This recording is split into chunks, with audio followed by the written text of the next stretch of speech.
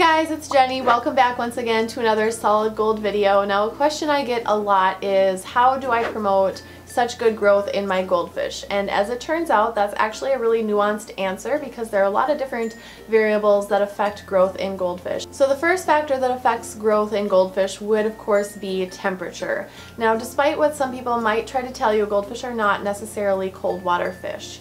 Yes, of course, they can survive and thrive even in cooler temperatures than most aquarium fish, but they are not necessarily cold water fish because they can actually do well in a wide variety of temperatures, ranging even as high as 90 degrees or higher. The limiting factor here would be how much dissolved oxygen in the water there is, because goldfish require more dissolved oxygen at warmer temperatures. Now, in warmer temperatures, the goldfish's metabolism is going to be faster, so the goldfish will need to eat more, which of course is going to equate to faster growth. In temperate climates, the goldfish will experience a dormancy period in winter where they're not really eating or growing too much, and then a growing season in spring and summer when the water temperature warms up, because then they're starting to eat more and they're growing faster. So that kind of just naturally leads into the next factor that affects growth in goldfish, which would be feeding amount. With a warmer temperature and thus faster metabolism, the goldfish will need to eat more. Eating more, of course, is going to mean faster growth. The more soft foods you can provide your fish, the better. So that includes things like gel food, of course, frozen foods like brine shrimp or frozen bloodworms, and even things like seaweed sheets or fresh spinach. Now, softer foods like what I just listed do tend to be more expensive, so of course you're going to want to find a compromise between what your budget allows and what's convenient versus what's healthiest for your fish.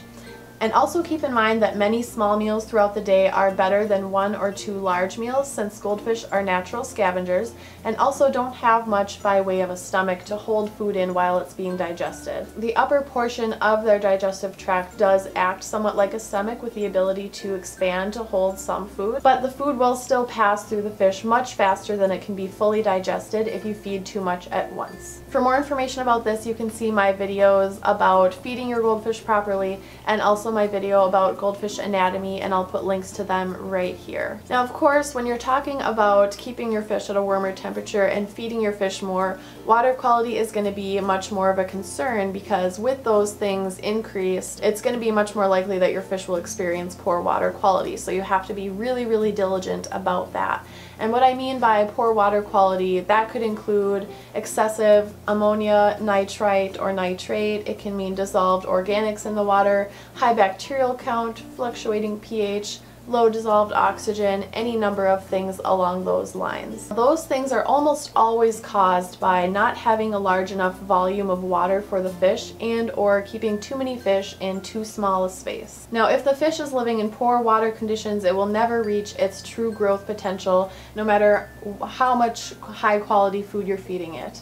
So to maximize growth and, more importantly, health, the water should be kept as pristine as possible. At high temperatures, faster metabolism, and heavier feeding, the water can be fouled extremely quickly. So in these conditions, keeping pristine water quality usually means doing very frequent, large water changes. Large, frequent water changes are perfectly fine to do as long as you're making sure that the pH of the water matches and the temperature matches. And for more information about water changes for goldfish, please check the link right here, which is my video that explains the proper way to change your water with goldfish. Next, let's talk a little bit about growth potential in goldfish. Goldfish have the highest growth potential in their first year of life. So if you have a fish that you know is already past 1 year of age, even if you improve these variables that we already talked about, you might not see very good growth. In the first year of life, they grow really fast, but then after that, they continue to grow just at a much slower, steady rate. So thus, if a goldfish experiences less than ideal conditions when it's young, it will probably never reach its true growth potential even if conditions improve when it's older.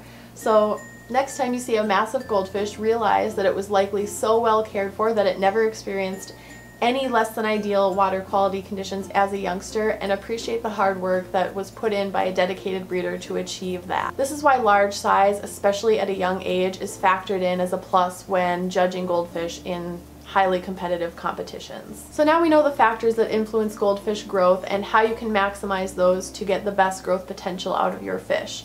And we also know why an older goldfish might not grow very much even if it has those factors maximized. But that leads us to the question, is really fast growth necessary to have a healthy, happy fish, or is it even necessarily good for your goldfish? And the main takeaway here is you don't want to go overboard with this. You want a healthy and happy fish that is growing at a steady rate, not a fish that's obese. When goldfish consistently live in temperatures that promote growth with no cooler dormancy period and have a consistently higher metabolism, their lifespan tends to be shortened. This is not necessarily a bad thing, it's just their biology. Even though the fish may still be just as healthy as a slower growing fish, higher metabolism generally equals a shorter lifespan. Extremely fast growth is not required for your fish to live a happy, healthy life.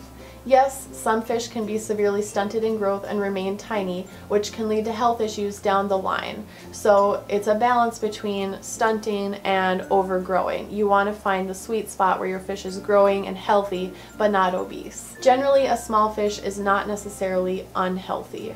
Many goldfish breeders maintain that it's actually really good for their fish to experience a cooler dormancy period in which they are fed less. This helps them shed the excess weight they put on over the spring and summer and readies them for the next breeding season after winter.